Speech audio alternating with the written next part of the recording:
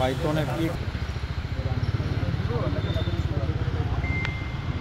মনোনীত শিক্ষার্থী ঐক্য ফোরাম আয়োজিত এই যে সংবাদ সম্মেলনে উপস্থিত হওয়ার জন্য আজকে আমাদের শিক্ষার্থী ঐক্য ফোরাম আয়োজিত এই সংবাদ সম্মেলনে এখন আপনাদের সামনে বক্তব্য উপস্থাপন করবেন আসন্ন জাকসু নির্বাচনে শিক্ষার্থী ঐক্য ফোরাম প্যানেলের মনোনীত সাধারণ সম্পাদক পদপ্রার্থী আবু তহিদ মোহাম্মদ সিয়াম।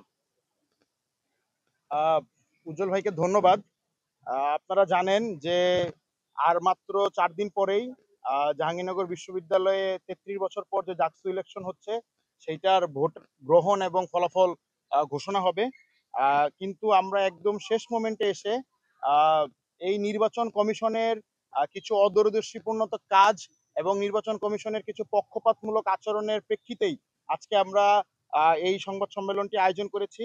আমরা যদি একদমই শুরু থেকে বলি যে নির্বাচন কমিশন যে আচরণবিধি প্রকাশ করেছে সেই আচরণবিধির মাধ্যমে আসলে একটি উৎসবমুখর বা আমেজপূর্ণ নির্বাচন করা সম্ভব না। তারা নির্বাচনে ভোটারদের সাথে প্রার্থীদের ইন্টারেকশনের যে ডেমোক্রেটিক পরিবেশ সেই পরিবেশ তারা আসলে নিশ্চিত করে নাই। আমাদের কোনো প্রার্থীদের সাথে ভোটারদের ইন্টারেকশনে না কোনো ডিবেট করতে দিয়েছে। বিশ্ববিদ্যালয়ের কালচারাল অর্গানাইজেশনগুলো তারা বিশ্ববিদ্যালয়ের প্রশাসনের কাছে নির্বাচন কমিশনের কাছে বারবার তারা অনুমতি চেয়েছে, কিন্তু নির্বাচন কমিশন কোনো প্রোগ্রাম আয়োজন করে দেয় নাই, কারণ তারা দেখা যাচ্ছে যে এটাতে ঝামেলা হইতে পারে, মারামারি হইতে পারে। কিন্তু আমরা ইন দ্য মিন টাইম আমরা দেখেছি যে বিশ্ববিদ্যালয়ের কেন্দ্রীয় খেলার মাঠে ইন্টার ডিপার্টমেন্ট ফুটবল খেলা হয়েছে, যেখানে মারামারির আশঙ্কা আরো বেশি থাকে, কিন্তু বিশ্ববিদ্যালয় সেগুলোকে বন্ধ করে নাই। বিশ্ববিদ্যালয় বিভিন্ন টিভি চ্যানেলগুলোকে বিশ্ববিদ্যালয়ের ভেতরে ইন্টারনাল ডিবেট করার অনুমতি দিয়েছে, কিন্তু আমাদের যে বিভিন্ন সংগঠনগুলো যারা দীর্ঘদিন ধরে বিশ্ববিদ্যালয়ের সামাজিক আন্দোলনগুলো চালিয়ে আসছে তাদেরকে কোনো ধরনের প্রেসিডেন্সিয়াল ডিবেট, কোনো সভা সেমিনার, কোনো প্যানেল ডিসকাশন করার সুযোগ দেয় না। আমরা শুরু থেকে বলে আসছিলাম এগুলোর মাধ্যমে জেনারেল স্টুডেন্ট যারা তারা আসলে এই ভোটের আমেজ থেকে দূরে সরে যাচ্ছে, কিন্তু যারা কমিউনাল পলিটিক্স করে, যাদের বিশাল বড় সংগঠন আছে, তারা কিন্তু তাদের কার্যক্রম ঠিকই চালিয়ে যেতে পারছিল। আমরা তারপরে দেখেছি যে আমাদের যে ভোটার তালিকা, সেই ভোটার তালিকায় বিভিন্ন অসঙ্গতি ছিল। চূড়ান্ত ভোটার তালিকা তো আমরা গতকালকে আমরা খবর পেয়েছি যে প্রায় অর্ধশতাধিক শিক্ষার্থী, তারা 57 জন শিক্ষার্থী তারা 2 হলে ভোটার তালিকার নাম রেজিস্টার্ড করেছে। এটা আসলে কিভাবে একটা নির্বাচন কমিশন কতটা পরিমাণ অদক্ষ, কতটা পরিমাণ অথর্ব হলে তারা 56 জন ভোটারকে অলরেডি জাল ভোট দেওয়ার সিস্টেম তারা দিয়ে ওই ব্যবস্থা তারা চালু করেছে। নির্বাচন আচরণবিধিতে স্পষ্ট লেখা আছে যে কোনো শিক্ষক কোনো ধরনের কোনো নির্বাচনী প্রচারণায় কোনো শিক্ষক বা কর্মকর্তা অংশ নিতে পারবে না। কিন্তু আমরা দেখছি যে বিভিন্ন শিক্ষক একদম প্রকাশ্যে তাদের যে দলের যে প্যানেল, সেই প্যানেলের পক্ষে তারা প্রচারণা চালাচ্ছে। আপনারা সোশ্যাল মিডিয়াতে দেখবেন যে তারা ফটো শেয়ার করছে, তাদেরকে ভোট দেওয়ার আহ্বান জানাচ্ছে। এই অভিযোগ নির্বাচন কমিশনকে জানানোর পরেও নির্বাচন কমিশন কোনো ধরনের কোনো ব্যবস্থা নেয়। তারা শুধু বারবার বলে তোমরা লিখিত দাও, তোমরা লিখিত দাও। আমরা অনেকবার লিখিত দিয়েছি, আমরা সহ আরো বেশ কয়েকটি সংগঠন লিখিত দিয়েছে, কিন্তু নির্বাচন কমিশন তাদের কোনো ধরনের তাদের বক্তব্য তারা পরিষ্কার করে নাই। আমরা আপনাদের একটা ভয়ঙ্কর তথ্য দেয়, যেটা কেন এতদিন পর্যন্ত সামনে আসেনি আমরা জানি না।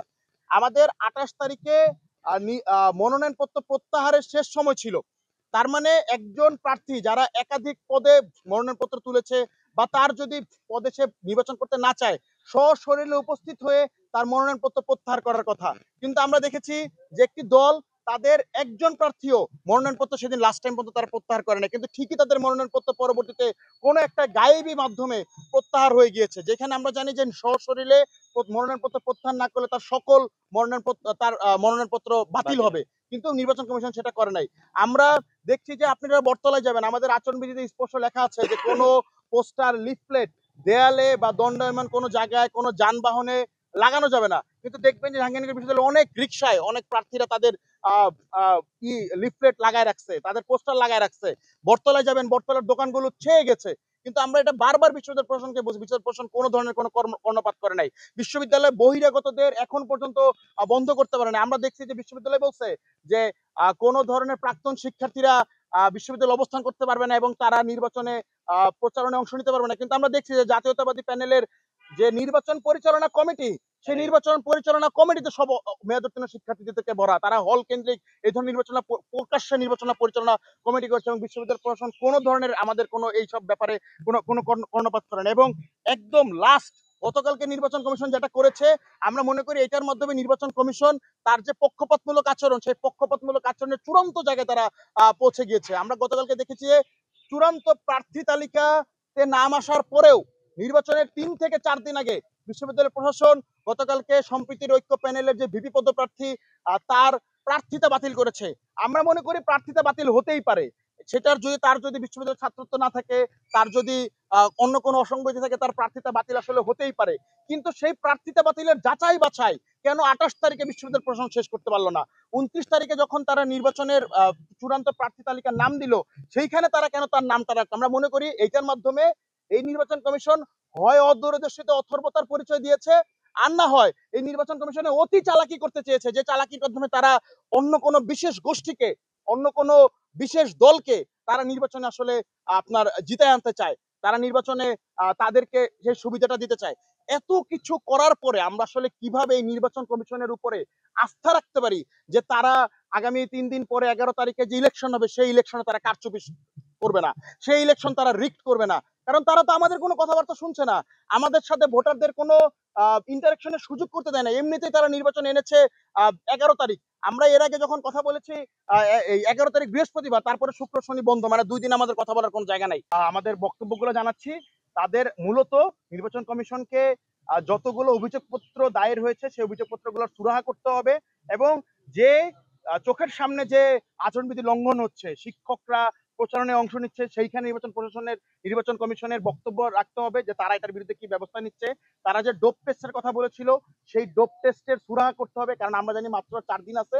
গতকালকে যে সকল কিছু উপেক্ষা করে যার প্রার্থিতা বাতিল করলো সেটা নিয়ে নির্বাচন কমিশনকে সুস্পষ্ট ব্যাখ্যা দিতে হবে। এবং আরেকটি বিষয় খুবই দুঃখিত যেটা আমরা মিস করেছি, আমরা দেখছি যে বিভিন্ন হলে হলে অঢেল টাকা ঢালা হচ্ছে, বিভিন্ন হলে হলে অঢেল টাকা ঢালা হচ্ছে, বিভিন্ন হলে হলে বিরিয়ানি খাওয়ানো হচ্ছে, বিভিন্ন হলে হলে মানুষের হাতে হাতে টাকা দেওয়া হচ্ছে, কিন্তু নির্বাচন কমিশন যে কেন্দ্রীয় সংসদে 7,000 টাকা এবং হল সংসদে সর্বোচ্চ 4,000 টাকার যে বিধান দিয়েছিল সেটাকে তো কেউই তোয়াক্কা করছে না। কিন্তু নির্বাচন কমিশনের এখানে ন্যূনতম পরিমাণ ভূমিকা নাই, তাদের নির্বাচন কমিশন এখানে কারো বিরুদ্ধে ন্যূনতম পরিমাণ ব্যবস্থা নেয় নাই।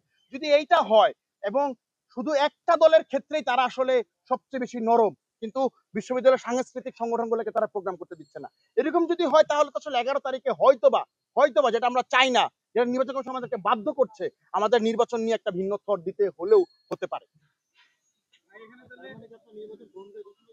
না, আমরা এরকম কোনো কিছু বলছি না। আমরা বলছি এই সকল কিছুর দায়, এই সকল কিছুর এখতিয়ার এবং সকল কিছুর প্রভাবক নির্দেশক আসলে নির্বাচন কমিশন। তারা আসলে ঠিক করবে 11 তারিখে জাহাঙ্গীরনগর বিশ্ববিদ্যালয়ে একটা সুষ্ঠু অবাধ নিরপেক্ষ নির্বাচন হবে, নাকি তারা ইলেকশন ইঞ্জিনিয়ারিং এর মাধ্যমে তারা এই ধরনের পরিস্থিতি তৈরি করার মাধ্যমে একটা বিশেষ গোষ্ঠীকে, একটা নির্দিষ্ট কিছু মানুষের হাতে আসলে ডাকসুকে তারা তুলে দিবে। সুনির্দিষ্ট অভিযোগ বিশ্ববিদ্যালয় প্রশাসনের কাছে আমরা শুনেছি অনেকেই অভিযোগ দায়ের করেছে, সেটা ঘাটলে পাওয়া যাবে। কিন্তু আমরা এই ধরনের খবর পাচ্ছি, আমরা যাচ্ছি, আমরা যখন বিভিন্ন হলে যাই, আমরা গত কিছুদিন আগেও গত পরশুদিন রাত্রে আমরা কামাল উদ্দিন হলে শয়ে শয়ে বিরিয়ানির প্যাকেট ঢুকতে দেখেছি। এটা কেন ঢুকেছে, কারা এটা ঢুকালো, এবং তারপরে আমরা কিছু প্রার্থীকে সেইখানে প্রচারণা চালাতে দেখেছি। আমরা দেখছি যে বিশ্ববিদ্যালয়ের এবং আমরা দেখছি যে বিশ্ববিদ্যালয়ের যারা ছাত্রলীগের সাথে জড়িত ছিল এবং হামলায় অভিযুক্ত ক্লিয়ার ফুটেজ আছে, এরকম মানুষকে নিয়ে নির্বাচনে প্রচারণা চালানো হচ্ছে। আমরা মনে করি যে এইগুলা বিশ্ববিদ্যালয় প্রশাসনের দায়, নির্বাচন কমিশনের দায়। তারা এগুলো খুঁটে খুঁটে দেখবে, তারা বের করবে যে কারা আসলে এর সাথে জড়িত, এবং সর্বোচ্চ তাদের প্রার্থিতা বাতিল করারও সুযোগ আছে। সেই প্রার্থিতা বাতিল করবে, অন্তত একটা শোকজ তো দিবে, কিন্তু নির্বাচন কমিশন কোনো কিছুই করছে না। এই জন্যই তাদের প্রতি আসলে আমাদের এই অনাস্থা। প্রশ্ন, এই সবগুলোর প্রশ্নের উত্তর কিন্তু আসলে এটা হওয়া উচিত যে এই প্রশাসনের আন্ডারে, এই নির্বাচন কমিশনের আন্ডারে আসলে জাকসু নির্বাচন হওয়া উচিত না, এটা আসা উচিত। কিন্তু আমরা যখন আবার এই কথা বলবো, তখন আবার আমাদের উপরে দায় দেওয়া হবে যে আসলে আমরা জাকসু চাই না। আমরা জাকসু চাই, এটা প্রথম সত্য। দ্বিতীয়ত সত্য, এই নির্বাচন কমিশনকে যত ধরনের বাধা তিনি তারা সৃষ্টি করছে, এই বাধাগুলো তাদেরকে আসলে অতিক্রম করতে হবে। এবং আমরা যদি যদি 11 তারিখে জাকসু বানচাল হয়, যদি 11 তারিখে এমন কোনো পরিস্থিতি তৈরি হয় যে জাকসু হচ্ছে না, যেটার দায় নির্বাচন কমিশনকে নিতে হবে, শুধু নির্বাচন কমিশন না। আমরা খুব স্পষ্ট করে বলতে চাই, 11 তারিখে যদি জাকসু না হয়, এই দায় নিয়ে এই জাহাঙ্গীরনগর বিশ্ববিদ্যালয়ের প্রশাসন এবং নির্বাচন কমিশন এই বিশ্ববিদ্যালয়ে থাকতে পারবে না। আমরা দেখেছি যে নির্বাচন কমিশন একটা কড়াকড়ি আচরণবিধি করেছে, কিন্তু সেই আচরণবিধিটা আহ কোনোভাবে লঙ্ঘন হচ্ছে কিনা সেই বিষয়ে নির্বাচন কমিশনের থেকে আমরা কোনো ধরনের তদারকির ব্যবস্থা দেখি নাই। আমরা কোনো পর্যবেক্ষক টিমও দেখি নাই যারা এই নির্বাচনের যে আচরণবিধি আছে এটা লঙ্ঘন হচ্ছে কিনা যেটা দেখবে, এ ধরনের কোনো টিম আমরা দেখি নাই। সেই জায়গা থেকে আমরা দেখেছি যে বিভিন্ন প্রার্থী তারা যে নির্বাচনী যে আচরণবিধি আছে সেটা লঙ্ঘন করছে এবং তাদের বিরুদ্ধে অভিযোগও জমা পড়ছে, কিন্তু আমরা নির্বাচন কমিশনকে এখানে একদমই নীরব ভূমিকা পালন করতে দেখছি। আমরা তাদেরকে কোনো ধরনের যে ওইসব প্রার্থীদের বিরুদ্ধে শাস্তিমূলক ব্যবস্থা নিতে দেখছি না। এর পাশাপাশি আমরা নির্বাচনের সামগ্রিক পরিবেশ যদি বলি, আমরা বিশ্ববিদ্যালয়ের কয়েকজন শিক্ষককে আমরা দেখেছি যে একটা নির্দিষ্ট দলের যে সমর্থিত প্যানেল, সেই প্যানেলকে তারা প্রমোশন করছে সোশ্যাল মিডিয়ায়, সেই প্যানেলের জন্য ওপেনলি তারা ভোট চাচ্ছে। এই বিষয়গুলো আসলে নির্বাচনের নিরপেক্ষতা নষ্ট করে। সেই জায়গা থেকে আমরা মনে করি যে বিশ্ববিদ্যালয়ের শিক্ষকদের এই নির্বাচনী প্রচারণায় অংশ নেওয়া থেকে বিরত থাকা উচিত। এর পাশাপাশি যদি বলি যে বিশ্ববিদ্যালয়ের যে নির্বাচন কমিশন গতকাল একটা সিদ্ধান্ত তারা নিয়েছে, সম্প্রীতি রক্ষ প্যানেলের যে ভিপি প্রার্থী তার প্রার্থিতা বাতিল করেছে। আমরা মনে করি যে একজন প্রার্থী যে খসড়া প্রার্থী তালিকায় তার নাম এসেছে, এরপর চূড়ান্ত প্রার্থী তালিকায় তার নাম এসেছে, সে নির্বাচনী প্রচারণায় অংশ নিয়েছে, এর মধ্যেই হঠাৎ করে নির্বাচনের 2-3 দিন আগে তার প্রার্থিতা বাতিল করা হলো। আমরা নির্বাচন কমিশনকে এই জায়গায় প্রশ্ন রাখতে চাই যে আইনগতভাবে যদি তার প্রার্থিতা বাতিল হতেই পারে, এখানে কোনো প্রশ্ন নাই, কিন্তু এখানে প্রশ্নটা হচ্ছে আমাদের এইখানেই যে যখন চূড়ান্ত প্রার্থী তালিকা ঘোষণা করা হলো তখন কেন তাকে বাদ দেওয়া হলো না।